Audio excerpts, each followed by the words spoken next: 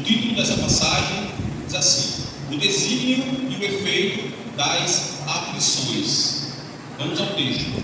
Por isso, não desanimamos, pelo contrário, mesmo que o nosso homem exterior se corrompa, contudo, o nosso homem interior se renova de dia em dia, porque a nossa leve e momentânea tribulação produz para nós eterno peso da glória, acima de toda comparação. Não atentamos nós nas coisas que se veem, mas nas que não se veem, porque as que se veem são temporais, e as que não se veem são eternas. Senhor nosso Deus, nosso Pai, te damos graças, Senhor, pela tua santa palavra, Senhor Deus. E pedimos nesse momento, Senhor, o auxílio do Espírito Santo sobre nossas vidas, ó Pai. Abre nosso entendimento, abre nosso coração, para que possamos, Senhor, se alimentar, Senhor, nessa noite. Em particular, Senhor, eu te peço, Senhor, ação do Espírito Santo sobre minha vida, Pai, porque eu tenho plena convicção, Senhor, que sem a tua ajuda eu não consigo nem juntar as palavras, ó Pai. Então eu estou na tua dependência, estou, Senhor, aqui para transmitir à tua igreja, Senhor, aquilo que tu propôs no meu coração, que falou primeiramente comigo, ó Pai. Então, Senhor, que toda distração, que toda irreverência, que toda tentativa maligna, Senhor, de distrair os teus filhos, Senhor, para não ouvir a tua palavra, que caia por terra em nome de Jesus. Que estejamos atentos, Senhor, à tua voz, que estejamos atentos para compreender aquilo que tu quer nos ensinar essa noite. Conforta nossos corações e nos abençoa em nome de Jesus. Amém. Em toda a Bíblia, nós vemos histórias de pessoas que passaram por aflições e tribulações. Por toda a história do Antigo Testamento, desde Adão, nós vemos que as tribulações e as aflições fazem parte da nossa trajetória aqui nessa terra. Não era o plano principal, o plano primordial de Deus na vida do homem, mas por conta do pecado veio sobre nós tribulações e aflições. E sobre toda a história nós vemos isso. Nós vemos Adão se escondendo de Deus, nós vemos Moisés passando por altos e baixos em sua trajetória, nós vemos Ana aflita por não ter filhos, nós vimos Sansão, que foi um desobediente, que até lhe custou a vida, passou por várias aflições e tribulações. Nós vimos Davi, nós vimos Saul, nós vimos Salomão, nós vimos Jonas, por desobedecer e o destino de ir para o ventre de um grande peixe. Por todo o Antigo Testamento tem histórias e vidas que transitam por esse plano, passam por tribulações e aflições. No Novo Testamento também vemos esses exemplos de homens de Deus, de pessoas que não serviam a Deus também, passando por momentos difíceis. O homem que Jesus disse que aquele que nasce de mulher é o maior, aquele que veio ser o precursor de Jesus Cristo, aquele que veio preparar o caminho, aquele que veio preparar o caminho, estava preso, teve sua cabeça decepada, passou por momentos de aflições, de tribulações. O nosso próprio Jesus Cristo, aquele que desde o princípio já existia, aquele que é o primogênito e o unigênito de Deus, veio para essa terra sofrendo bem, passou por aflições. E quando prossegue a história de Atos em diante, nós também vemos seus discípulos, os apóstolos, em sofrimento. Todos os apóstolos, todos os 11, a qual Cristo chamou, teve morte trágica, teve uma morte cruel, teve uma morte com sofrimento, começando por Estevão, José e assim por diante. Paulo, que escreveu essa carta, é um exemplo de que servir a Deus não nos priva de passar por momentos difíceis, por momentos de aflições e de tribulações. Até o Apocalipse, até João, que foi o único que teve morte natural, estava exilado, depois de passar por várias perseguições, vários açoites, várias provações, estava exilado numa ilha. E quando o Império Romano estava acabando com o último que anunciava a mensagem de Jesus Cristo chama ele e mostra as coisas que aconteceriam, as coisas que estavam por vir. E ele vai e escreve o livro da Revelação, o livro de Apocalipse. E nos dias de hoje não é diferente, meus irmãos. Eu passo por tribulações e aflições. Eu passo por momentos difíceis e creio que também vocês passam, porque é uma coisa natural do ser humano. Nossa vida é feita de altos e baixos. Nós já chegamos a esse mundo chorando. A nossa mamãe nos concebe em sofrimento. E essa é a marca que vamos carregar até o nosso último dia aqui na terra. Com isso, não quero dizer que servir a Jesus é uma coisa ruim. Muito pelo contrário. Servir a Jesus é a melhor coisa que eu e você pode fazer. É a melhor decisão que tomamos em nossa vida. É servir a Jesus Cristo. Mas como já disse, isso não nos coloca em uma bolha de vidro. Isso não nos coloca sob um cuidadozinho que Ele vai impedir que soframos ou passamos por tribulações. A nossa vida é feita de desafios. É uma guerra constante, é uma guerra diária para nos mantermos de pé. O próprio Paulo, ele especifica bem em 2 Coríntios 11, 24. Eu vou ler para os irmãos para adiantarmos o tempo. 2 Coríntios 11, 24 a 28. Olha só o que Paulo diz. Olha só o que ele passou. Aqui ele dá uma breve ilustração do que ele passou. Ele diz assim: 5 vezes recebi dos judeus 40 açoites menos 1. Fui 3 vezes fustigado com vara. Uma vez fui apedrejado. Em naufrágio 3 vezes me encontrei. Uma noite e um dia passei à deriva no mar.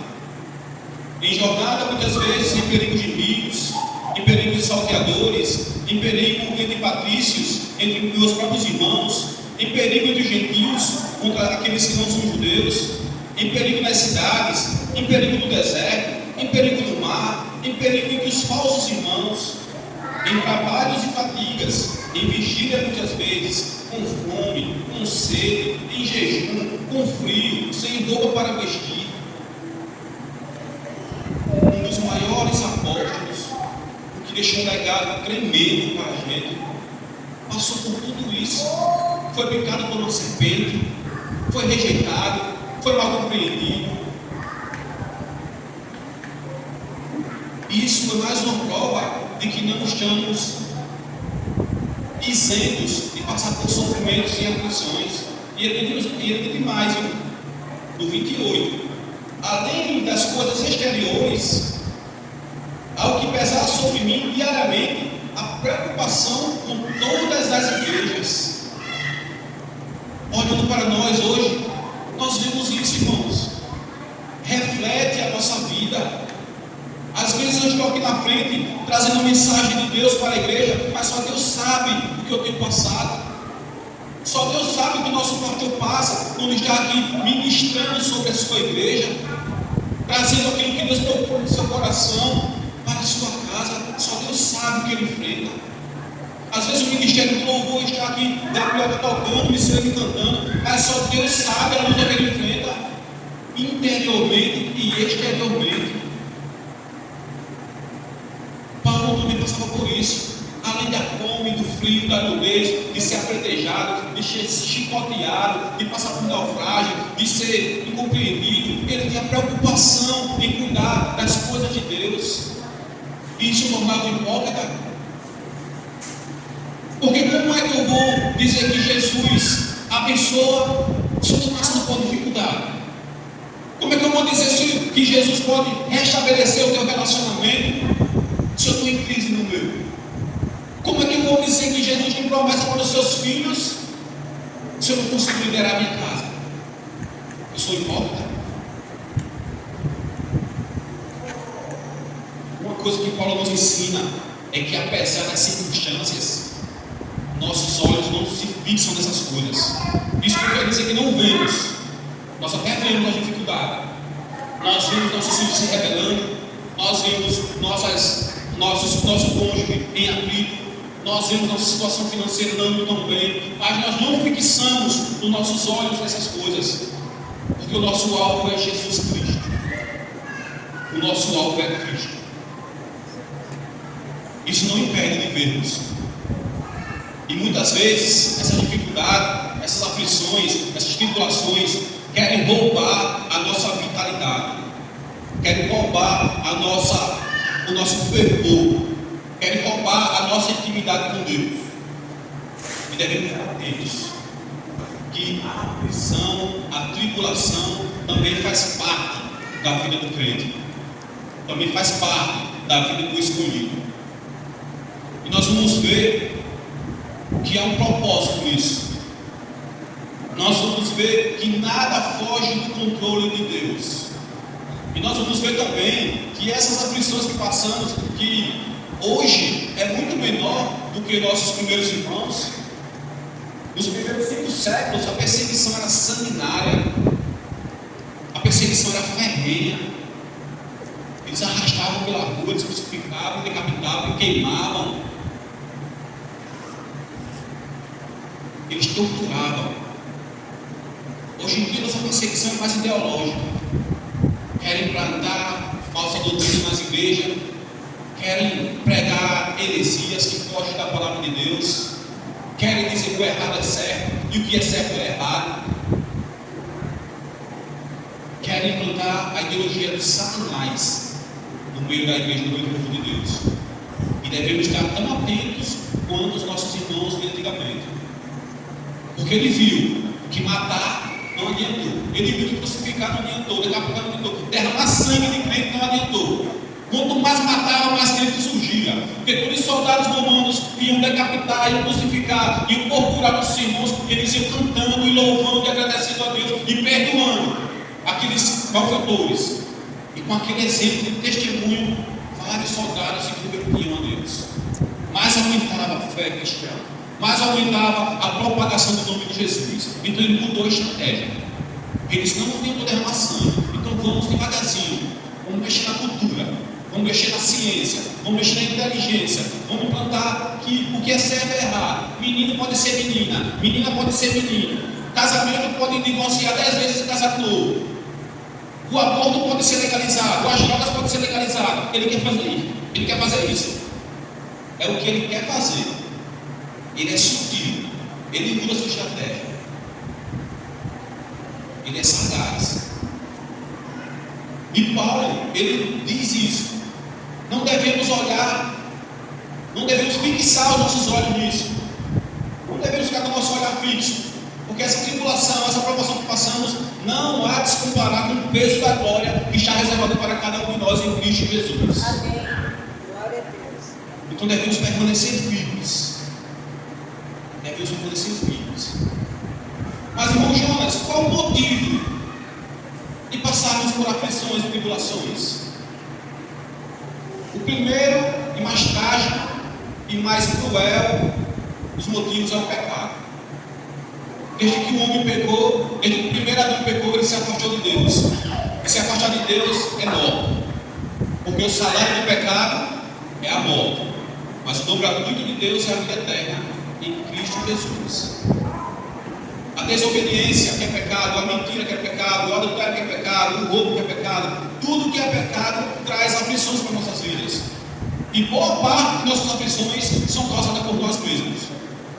Por escolhas erradas, por não pedir a orientação do Espírito Santo, por não procurar colocar em primeiro lugar Deus em nossas ações, nossas atitudes, nossas escolhas. Boa parte das nossas aflições é causada por nós mesmos. Mas também tem aquela aflição e aquela tribulação que é proveniente do próprio Deus em sua vida.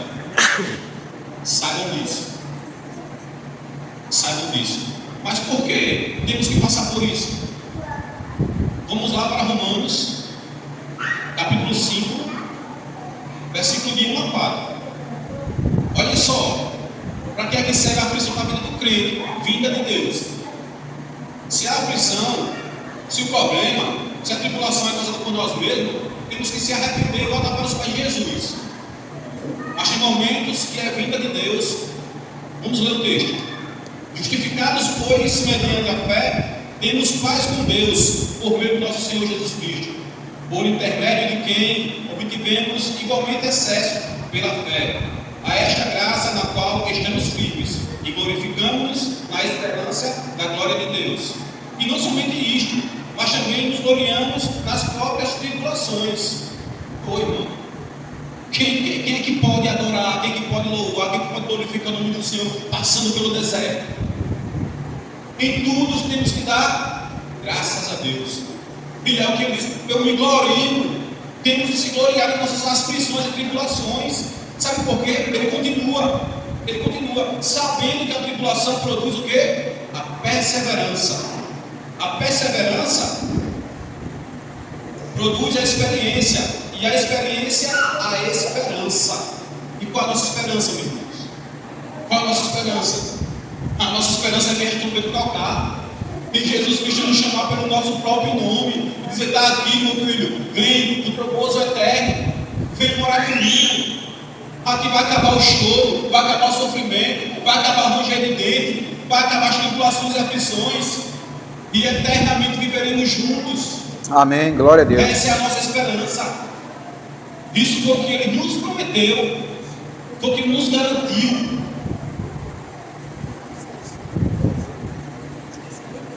E também as aflições têm dois desígnios, têm dois objetivos, que devemos estar atentos, devemos estar alertas, devemos pedir discernimento de Espírito a Deus. Ela tem dois objetivos: um é nos aproximar de Deus, o outro é nos afastar de Deus. As aflições, as tribulações também têm esses dois desígnios, essas duas maneiras, esses dois objetivos: ou nos aproximar de Deus, ou nos afastar de Deus. Quando estamos passando pelo deserto e nos aproximamos de Deus, Ele mostra a nossa pequenez, Ele mostra a nossa fragilidade, Ele mostra que somos pó, Ele mostra que somos pequenos, Ele mostra que somos insignificantes, Ele mostra que não temos forças para nada. Aí é que vem a nossa dependência de Deus, em nos aproximar dEle. Existe dois tipos de crente, irmãos: o crente de ouro, que é aquele que quanto mais pouco recebe, quanto mais pela prova ele passa, quanto mais apertado é o caminho, mais ele se torna a aparência de Jesus Cristo, mais ele se torna puro, mais ele se torna limpo. A prova vai tirando as imperfeições dele, vai lapidando, como a luz da aurora, que vai até ser dia perfeito. E também tem o crente de pipoca. Vocês conhecem o crente de pipoca? O crente de milhoário? Que é aquele que qualquer calorzinho já pula fora. Recebeu o calorzinho ali, o bicho pula fora, que ninguém nunca mais vê ele. Temos que ter essa consciência que as aflições e tribulações é para nos manter humildes, dependentes da graça de Deus, dependentes do nosso Senhor Jesus Cristo. A tribulação, as aflições, ela nos aperfeiçoa, ela amadurece a nossa fé, ela nos faz entender que dependemos total e exclusivamente de Cristo, que sem Ele não somos nada. A misericórdia dele é o fato de não sermos consumidos, é o favor merecido dele que nos mantém na esperança de morar no céu. É a graça, é a misericórdia dele. E também as aflições, ela tem o poder de nos afastar. Ela tem o poder de nos afastar de Deus. Quando estamos passando por aflições, por tribulações, é o momento que ficamos vulneráveis. É um momento que a mente parece que os neurônios vai em curto-circuito e a gente não consegue raciocinar direito. Devemos ter muito cuidado nessa fase. Estava comentando com o pastor, mensagem de terça, que esse mês de dezembro foi um tanto conturbado para mim. Foi pressão, como diz do popular, né? Foi pressão. gestão de recursos, problema em casa, familiar, e temos que nos agarrar a Jesus Cristo. Só assim para poder suportar. Porque o nosso inimigo, já falei que ele é astuto, ele espera o seu momento de vulnerabilidade para te atacar, para colocar na sua frente os seus manjares. Quando Jesus foi levado pelo Espírito Santo para o deserto, passou 40 dias jejuando, ele veio oferecendo o que, Jesus? Nós somos um pé de pão. Então ele sabe a tua fraqueza. E não venha dizer que tu és super-homem, super-guia, que todos nós temos nossas fraquezas. Eu tenho as minhas, nossos irmãos, nossas irmãs também têm as suas. Todos nós temos nossas fraquezas. Não somos super-crentes, não somos super-homens. E eu digo a você que ele sabe o teu ponto fraco. Se o teu ponto fraco é o vício, ele vai botar o cheiro. Às vezes nem está perto, ele vai botar o cheiro e você vai sentir aquilo mexer no seu sistema nervoso. Se o teu ponto fraco é adultério, ele vai botar um menininho ou menininha na tua frente, como isca. Se o teu ponto fraco é desonestidade, é o roubo, ele vai botar facilidade na tua frente, dinheiro fácil. Ele conhece.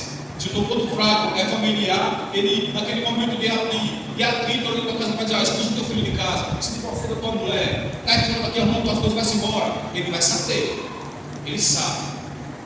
Portanto, a vigilância na aflição, a vigilância no momento de tribulação, porque o nosso inimigo é astuto.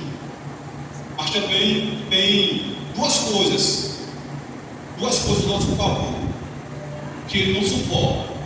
Olha, o nosso inimigo ele não está preocupado com a tua rua, ele não está preocupado com a tua casa, ele não está preocupado se tu tem tudo todo domingo, toda quarta-feira, ele não está preocupado com o teu diploma, ele não está preocupado com a tua conta bancária, se tu arrumou um marido bonito, um marido feio, se tu é inteligente, se tu é culta, ele não está preocupado nem aí para isso. Ele não está nem aí.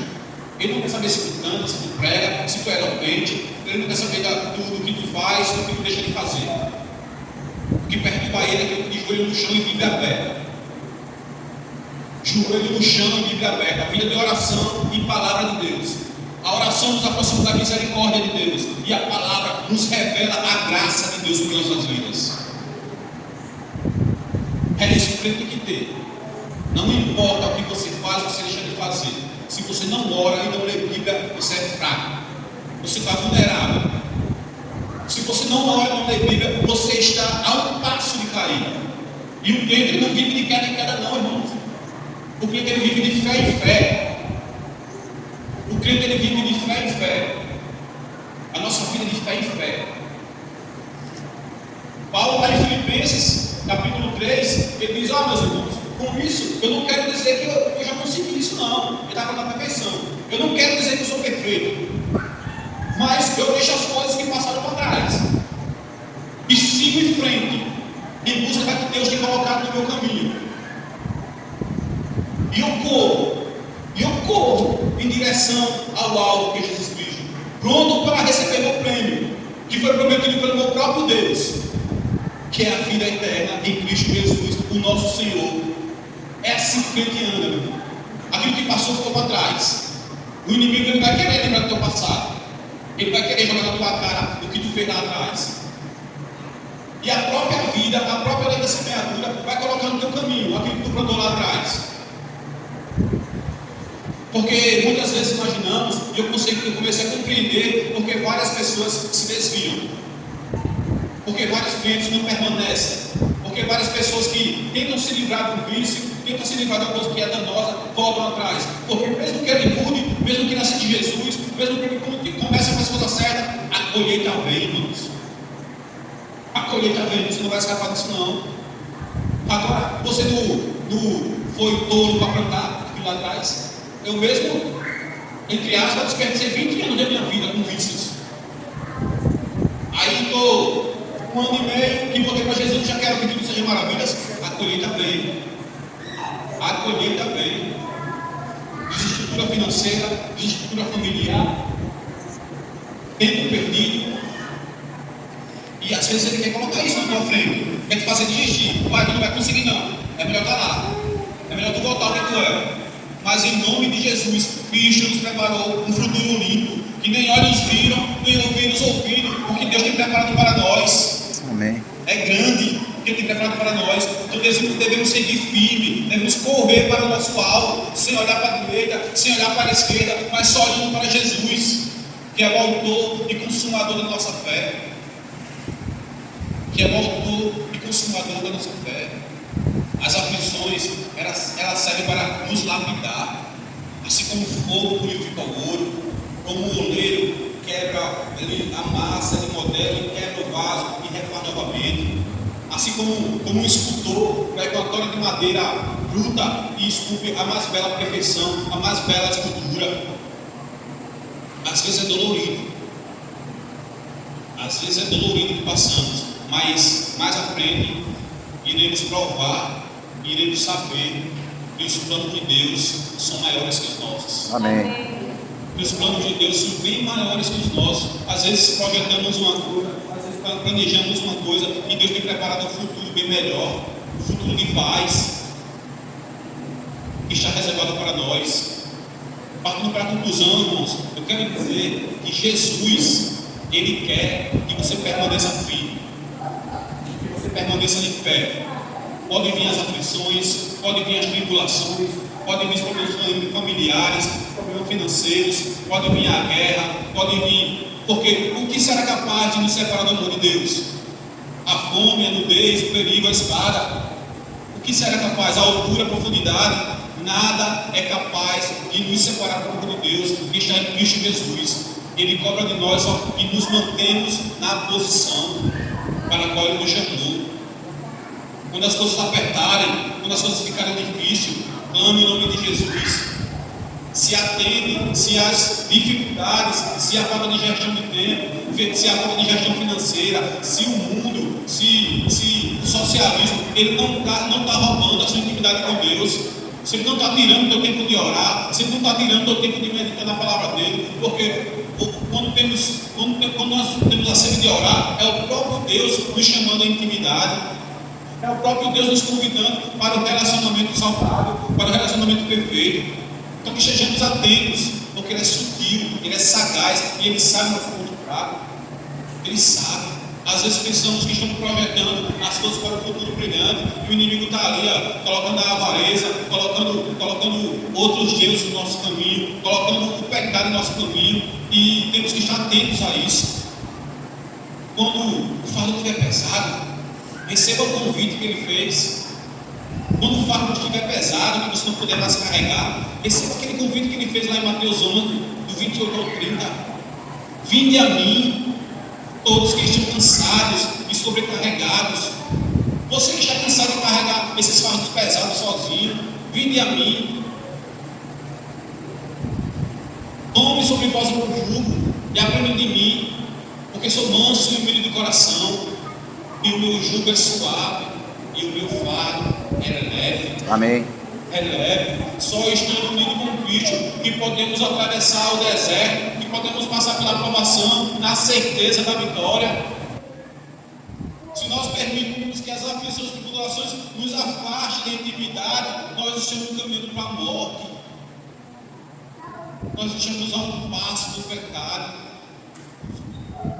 E aquele que ama o pecado, ele se torna inimigo de Deus.